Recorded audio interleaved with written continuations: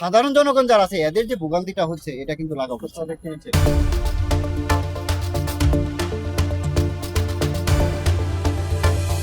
ভেতরে না রেখে বাহিরে রাস্তার অর্ধেক দখল করে রাখছে।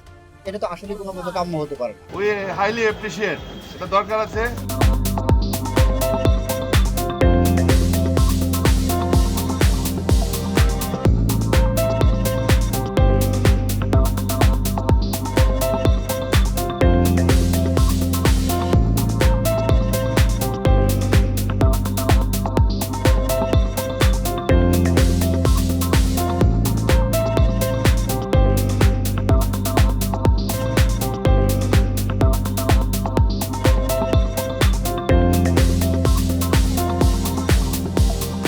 আপনারা দেখেন এখানে কিন্তু একটা ফুটপাথ, পাশাপাশি এখানে একটা বাজার।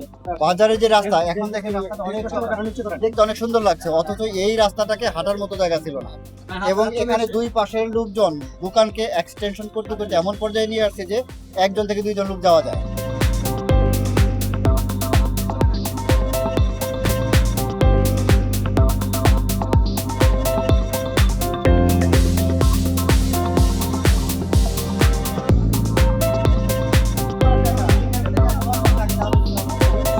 ওনাদের উপরে তো আর আমরা কথা বলতে পারবো না, ওনারা যা বলবো তাই।